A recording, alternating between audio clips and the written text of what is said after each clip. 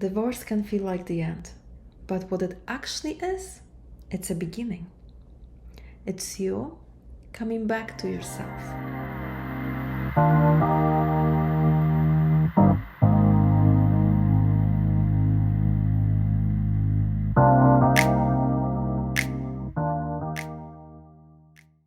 Hi, beautiful souls.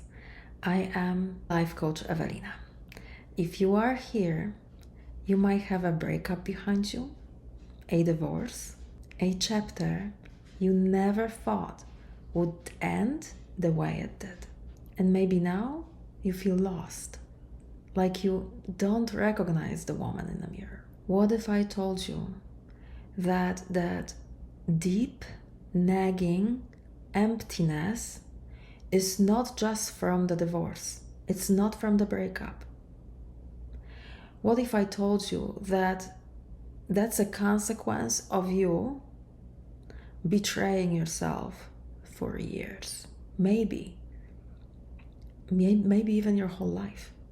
This is from all the times when your heart screamed no, but you said yes.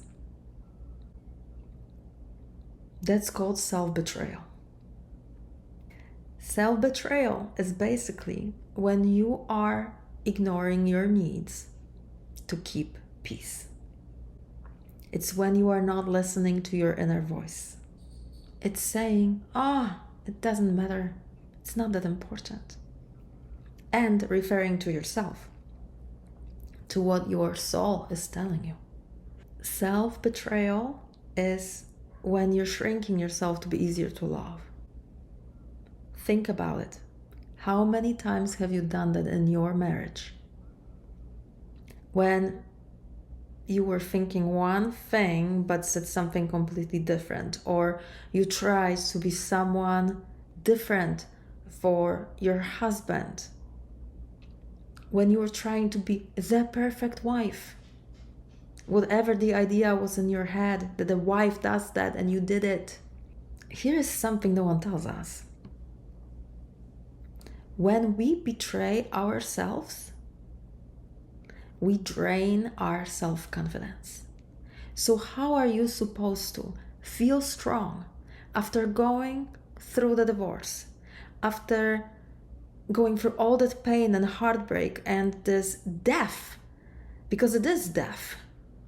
How are you supposed to feel strong when you went through something so difficult after many years of marriage? And when you were in that other reality, you were betraying yourself. You were not true to yourself. So now here you are, and it's like, who am I? When you don't know yourself because you have self-abandoned yourself so much throughout the marriage to keep the marriage going, to stay good, a good wife, to be a good wife, right? How are you supposed to feel strong here? If you don't feel strong on this side of things, that's okay. If you're confused and you're not sure who you are, completely normal, because we do. We shift ourselves, we change ourselves to be the good wives, to make things work. No matter how difficult, right? That's what we were taught, to sacrifice. We build our self-confidence when our inner voice, when our instincts are important to us enough. Because that's when we also build self-trust. I know who I am, I know what my voice is telling me, I know what I'm supposed to do, and I'm gonna do it, right? It's like from knowing to feeling to action, you are aligned. When you are in that space, then you can trust that you have your own back. And that no matter what happens out in the outside world, no matter how this new reality unfolds after the divorce, you've got your own back. If you don't have that, it's gonna be difficult. So how do you rebuild your self-trust? How do you do that? You have got to start small, because if you are used to not trusting yourself, if you're used to not having that relationship with yourself where you see who you are and honor who you are, then it's just gonna feel really unfamiliar. It could be where you take a piece of paper and you write down your honest thoughts about a situation, about someone else, your honest thoughts. You're not pretending, you're not censoring yourself in any way, shape, or form. You just take a piece of paper and you write, my ex-husband is, just write it out.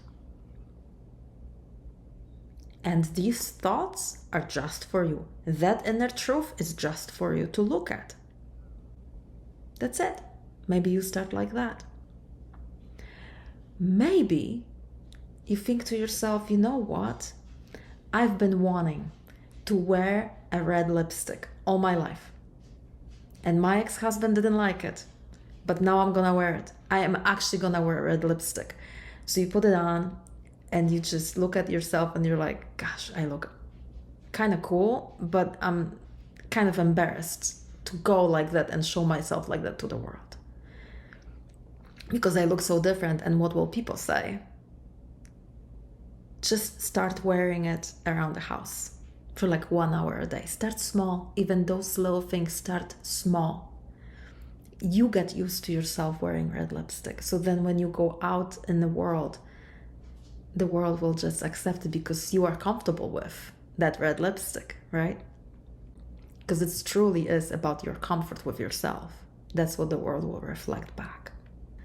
The key here is to be real with yourself and non-apologetic. To say the truth to yourself. Start there. Start acknowledging the truth within yourself. That's the way you will start building safety. Because if there is a truth inside of you and that truth is not safe within you, it's gonna be hard to feel safe in your world, right? So we have to build a relationship with yourself where your truth has its right to exist within you. I'm not saying that you have to act on it right away, but just be okay having the truth within and carrying it, seeing it, and being okay with not always it being expressed, but just being there.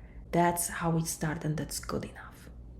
Remember that every time you do something for yourself in this new reality that you have not done when you were married, maybe it is wearing that red lipstick, or maybe it's signing up for a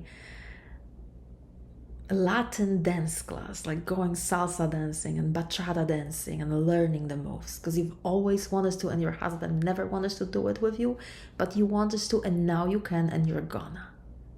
Every time you do that, you tell yourself and you tell the world, I am still here and I matter. On this side of things, we are not rebuilding things. We are becoming. And every time that you choose yourself, your confidence will start growing. Right now is the time to find the woman you were always meant to be. We can trust her. She's powerful and she's ready. If this resonates with you, subscribe. I'll see you next time. Bye-bye.